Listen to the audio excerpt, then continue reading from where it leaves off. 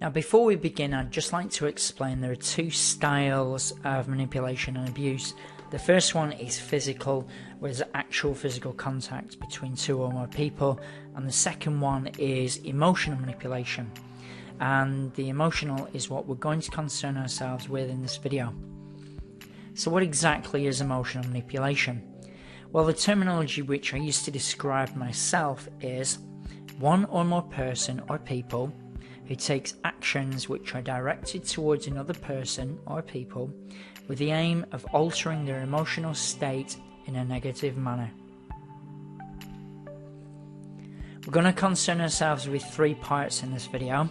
Part 1 is the language that's used to describe both parties. 2, the main technique a manipulator uses to control. And 3, the most important attitude to a target's freedom. And if you're concerned about what target means, we're going to explain that in part 1. Part 1, the language that we use. We're going to scrap the word bully for this video, and we're going to use the word manipulator. A bully has a very heavy looming feeling of somebody rampaging through a schoolyard, destroying everybody in the path. Whereas if we use the word manipulator, a manipulator can only manipulate if they have techniques to control other people. If we understand those techniques, we have the power to move forward.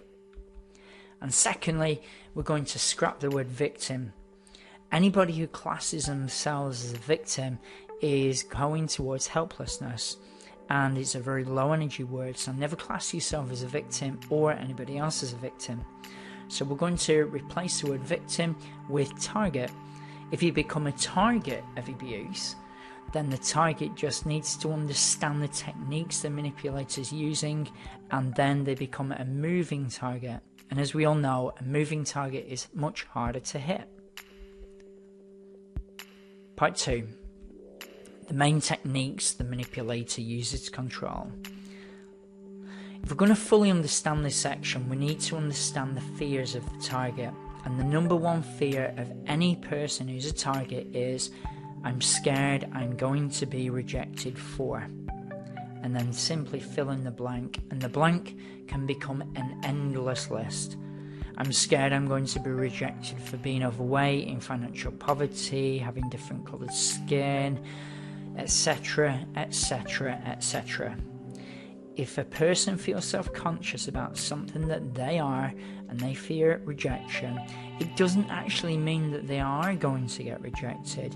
But if a person believes they are going to get rejected, they will try to hide it. And then the pressure starts to build up from prying eyes. And the target quickly develops a mindset which is, so I don't get rejected, I have to hide the fact that I am overweight, have different coloured skin, have no qualifications, I've got untidy teeth or hair, I'm too weak, afraid, I don't match up to other people's standards, etc., etc., etc. And the target, in hiding so many things about themselves, becomes so self-consumed they actually cannot see the wood for the trees.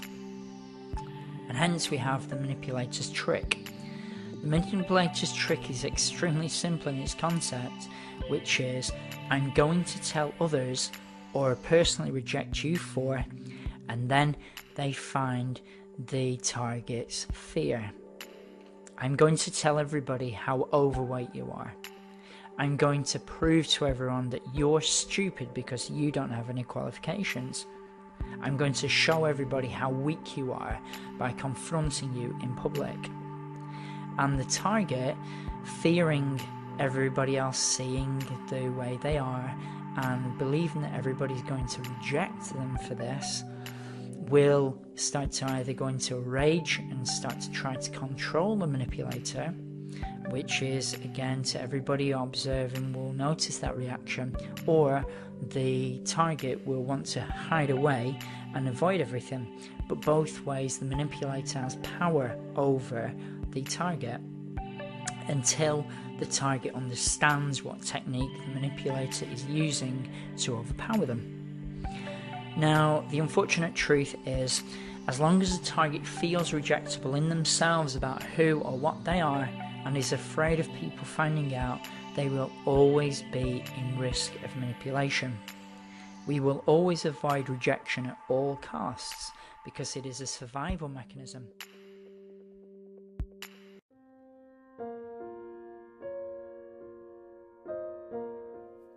So for tonight's video, I wanted to talk about a term called flying monkeys. And this is a fantastic term. Whoever invented this just should win an award. I mean, it's so clever, whoever came up with this.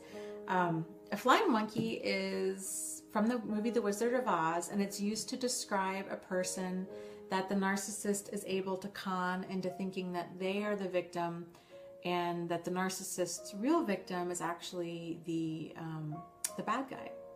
So a flying monkey is created generally during like the devaluing stage of a narcissistic relationship. In case you didn't know, there's 3 stages of a narcissistic relationship. There's idealize, devalue, and then discard. I don't like the word idealize. I think probably a better word is luring, because they're really just sucking people in. Then the devaluing, so once they have the victim, then the devaluing starts. This can either be done to your face or behind your back, but it's basically a series of insults and put downs.